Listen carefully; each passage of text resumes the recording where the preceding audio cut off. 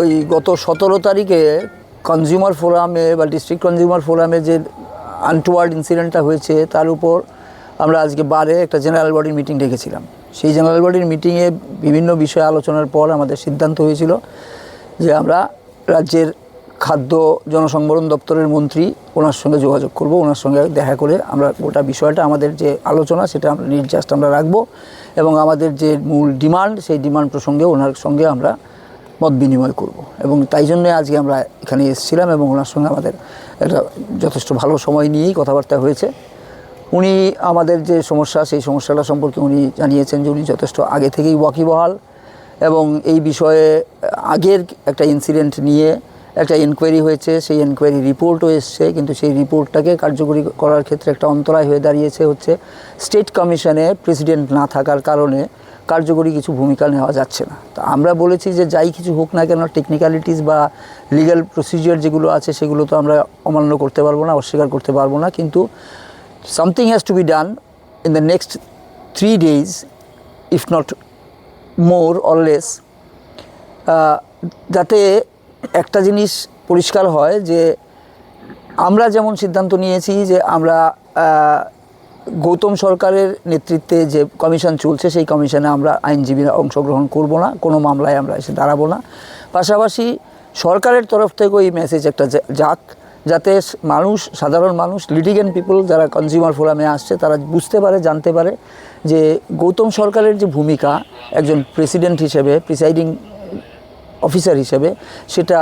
সরকার পছন্দ করছে না, সরকার এটা সমর্থন করছে না। এই মর্মে একটা বার্তা অন্তত আসুক যাতে গোটা বিষয়টা সম্পর্কে সাধারণ মানুষের কাছে একদম পরিষ্কার চিত্রটা ফুটে ওঠে। মন্ত্রী বাহাদুর এটা স্বীকার করেছেন যে হ্যাঁ এটা জরুরি দরকার এবং আমরাও এটার সঙ্গে একমত, কিন্তু কিছু লিগ্যালিটিসের জন্য, প্রসিজিওরাল ফর্মালিটিসের জন্য আমাদের একটু সময় লাগছে। তো উনি চাইছিলেন যে আমরা যাতে একটু বিয়ার করি। আমরা বলেছি আমরা ফর্মালিটিস, লিগ্যালিটিস এগুলো নিয়ে আমরা যথেষ্ট সম্পর্কে ওয়াকিবহাল, কিন্তু তারপরেও আমরা যেটা চাইবো সেটা হচ্ছে যে যাই কিছু হোক না কেন বিষয়টা একটু দ্রুততার সঙ্গে হোক, এই বিষয়টা উনি সহমত পোষণ করেছেন এবং উনি নিজে ব্যক্তিগতভাবে উনি মত প্রকাশ করেছেন যে উনি বিষয়টা রাজ্যের মানে উচ্চ আদালতের কাছেও নিয়ে যাওয়ার চেষ্টা করবেন। আমাদেরকেও উনি একটা সাজেশন দিয়েছেন যে আমাদের তরফ থেকেও যদি সুযোগ থাকে আমরা যেন বিষয়টা উচ্চ আদালতের কাছে তুলে ধরি। তো আমরা এই বিষয়টা নিয়ে আলোচনা করব। আমরা বারে ফিরে গিয়ে আমাদের সিনিয়র যারা রয়েছেন এবং বারের জেনারেল বডি মানে মেম্বার যারা রয়েছেন তাদের সঙ্গে আলোচনা করে যদি দেখা যায় যে এরকম কিছু করার সুযোগ আছে আমরা অবশ্যই করব। আদারওয়াইজ সরকার এবং সরকারের যারা প্রতিনিধিরা রয়েছেন আজকের মিটিংয়ে যারা ছিলেন ওনারা আমাদের যে সমস্যা বা আমাদের যে উদ্বেগ সেটার সঙ্গে ওনারা একমত হয়েছেন, সহমর্মিতাই প্রকাশ করেছেন এবং আমাদের আলোচনাটা যথেষ্ট ফলপ্রসূ আপাতত আমি বলতে পারি, এইটুকুই। ওটা ফলপ্রসূ হয়েছে, এখন জাস্ট কয়েকটা টেকনিক্যালিটিস এবং ইফস অ্যান্ড বাটসের উপর দাঁড়িয়ে আছে। সরকারের সদিচ্ছাটা পরিষ্কার এবং আমার যেটা মনে হয়েছে যে কনসার্ন মিনিস্টার আমাদের যে স্পিরিট, বারের যে সাধারণ সভার যে গৃহীত সিদ্ধান্ত তার সঙ্গে অনেকটা কেন